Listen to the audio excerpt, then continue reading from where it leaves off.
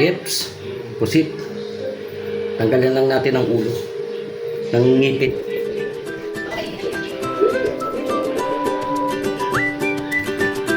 Ibang ingredients, sibuyas, kamatis, bawang, tuyo. Ito na.